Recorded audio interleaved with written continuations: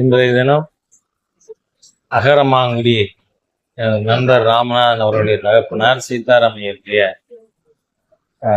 சதாபிஷேக நேற்று கோயம்புத்தூர் வந்திருக்கிறேன். இப்ப தமிழகத்துல பாத்தீங்கன்னா அந்த இந்துக்களையும் இந்துக்களுடைய சனாதனத்தையும் வந்து ரொம்ப எப்பவும் சர்ச்சைக்குண்டான மாதிரியே பேசிட்டு இருக்காங்க. எப்படி உங்களுடைய இந்து தர்மத்துக்கு விரோதமாக கிட்டத்தட்ட 120 ஆண்டுகளுக்கு மேலா தமிழ்நாட்டுல அரசியலே அதன் அடிப்படையில் தான் நடந்து கொண்டிருக்கு. நீதி கட்சி ஆட்சி காலத்திலிருந்து ஆங்கிலேயனுடைய கைக்கூலிகள், அதுக்கு பிறகு இந்த திராவிட கழகம் வந்தது எல்லாமே வெள்ளையனின் கைக்கூலிகள்.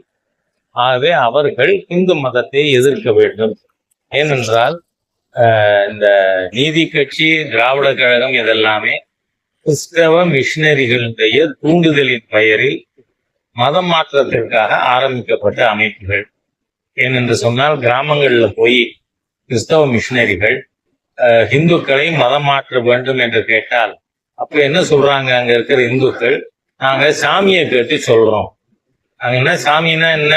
ஊர்ல இருக்கிற அர்ச்சகர், புரோகிதர், இவங்களை கேட்டு சொல்றோம். அப்பதான் இந்த கிறிஸ்தவ மிஷினரிகள் முடிவு பண்றாங்க, நாம பிராமணர்களுடைய நன்மதிப்பை, நற்பெயரை டார்னிஷ் பண்ணாம இங்க கிறிஸ்தவ மதத்தை பரப்ப முடியாது. அதனால கிறிஸ்தவ மிஷினரிகளால் எம்ப்ளாய் பண்ணப்பட்டவங்க தான் இந்த பிராமண எதிர்ப்பு குழுக்கள்.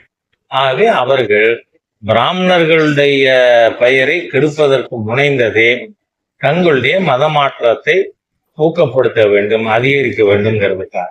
நீங்க இன்னைக்கு பாத்தீங்கன்னா அதனுடைய ரிசல்ட், சென்னை ராஜதானியின் பகுதிகளாக இருந்த இடங்கள் இப்ப இருக்கிற தமிழ்நாடு, இப்ப இருக்கிற ஆந்திர பிரதேஷ், சீமாந்திரா பகுதி, கேரளாவில் பாலக்காடுல இருந்து மல்லப்புரம், காசர்கோடு வரை இந்த பகுதி பூரா கிறிஸ்தவ மத மாற்றம் மிக அதிகமாக ஏற்பட்டுள்ளது. இன்னைக்கு தமிழகத்திலே கிரிப்டோ கிறிஸ்டியன்ஸ் எண்ணிக்கை ஒரு ஃப்ரைட்டனிங் ஸ்டேஜுக்கு வந்திருக்கு. இது எல்லாத்துக்குமே காரணம் அன்று துவங்கிய ஹிந்து விரோத போக்கு. இப்ப அதுக்கு ஏஜெண்டுகளாக இப்ப செயல்பட்டு கொண்டிருப்பவர் திருமாவளவன் மற்றும் அவரோடு சேர்ந்திருக்கிற திராவிட கழக கூட்டாளிகள் சுபவீர பாண்டியன், இவங்க எல்லாரும் இன்னமும் பிராமண எதிர்ப்பு என்பதை, ஹிந்து மதத்தை, இந்துக்களை மதம் மாற்றுவதற்காக இவர்கள் இன்னும் தொடர்ந்து கொண்டிருக்கிறார்கள். இப்போ கூட்டணி கட்சியில பாத்தீங்கன்னா ஆட்சியிலையும் அதிகாரத்திலும் பங்கு வேணும் அப்படின்ற மாதிரி பரவலா பேசிட்டு இருக்காங்க. நீங்க அதிமுக